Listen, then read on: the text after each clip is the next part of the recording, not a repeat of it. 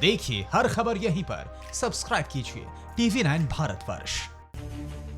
राम मंदिर के भूमि पूजन की तारीख जैसे जैसे नजदीक आ रही है, वैसे ही हलचल भी बढ़ती जा रही है। देश भर से भूमि पूजन के लिए पवित्र नदियों का जल और तीर्थ स्थलों की पवित्र मिट्टी लाने का सिलसिला भी शुरू हो चुका है। 5 अगस्त को प्रधानमंत्री नरेंद्र मोदी अयोध्या में भूमि पूजन कर मंदिर निर्माण के लिए शिलान्यास करेंगे। आपको 100 सेकंड में बता देते हैं कि मंदिर निर्माण के लिए क्या क्या तैयारियां हो रही हैं और कौन कौन भूमि पूजन में शामिल होने वाला है।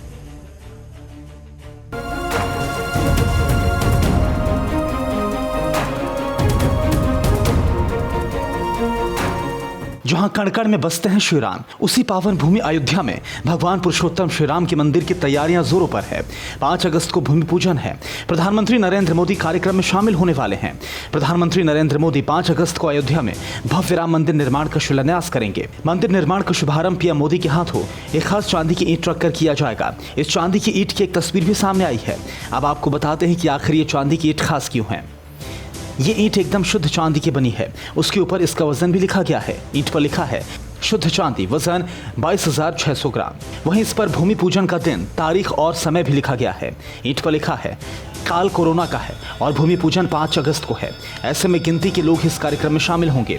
पीएम मोदी और सीएम योगी के साथ ही संघ प्रमुख मोहन भागवत, कई राज्य के मुख्यमंत्री, राम मंदिर आंदोलन के कुछ बड़े चेहरे जैसे लाल कृष्ण आडवाणी, साध्वी रितंभरा, उमा भारती, मुरली मनोहर जोशी और विनय कटियार के साथ साथ विश्व हिंदू परिषद के नेता और कई बड़ी हस्तियां भी भूमि पूजन के दौरान मौजूद रहेंगी। साथ ही राम जन्मभूमि आंदोलन में अहम भूमिका निभा चुके अयोध्या और आसपास के करीब 40 से 50 संत भी इस कार्यक्रम में मौजूद होंगे। बताया जा रहा है कि मेहमानों की संख्या 200 से ज्यादा नहीं होगी।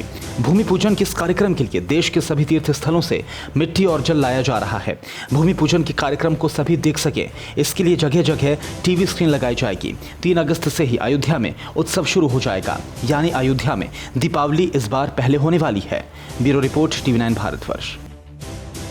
कोरोना महामारी की वजह से गिरती अर्थव्यवस्था पर अंकुश लगाने के लिए आज प्रधानमंत्री नरेंद्र मोदी बैंक्स और गैर बैंकिंग वित्तीय कंपनियों के साथ बैठक करेंगे।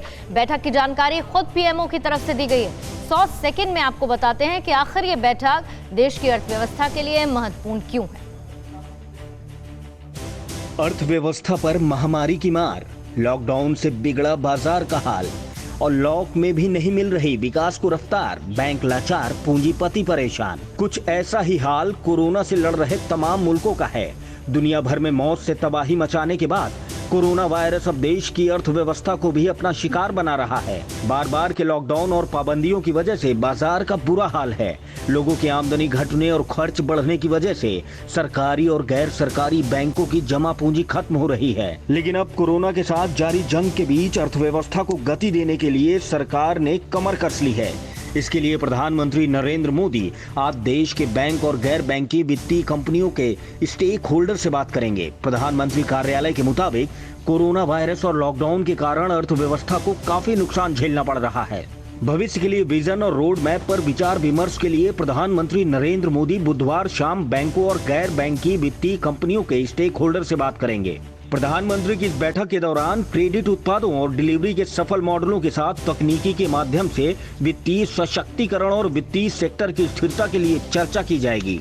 कोरोना और लॉकडाउन के कारण होने वाली आर्थिक मंदी के बीच क्रेडिट ग्रोथ में गिरावट आई है। लंबे समय तक कारोबार बंद होने से बैड लोन बढ़ना तय है। अनुमान के मुताबिक बैड लोन 8.5% से बढ़कर 14.5% हो सकता है, जबकि आरबीआई ने भी एनपीए बढ़ने की आशंका जताई है। आरबीआई का अनुमान है कि मार्च 2021 में ग्रॉस एनपीए 8.5 से बढ़कर 12.5 से 14.7% तक हो सकता है। इसलिए प्रधानमंत्री मोदी ने खुद बैंक और गैर वित्तीय कंपनियों के साथ बैठक करने का निर्णय लिया है। अड़ी सोमवार से शुक्रवार शाम 6 बजे सिर्फ TV9 भारतवर्ष पर।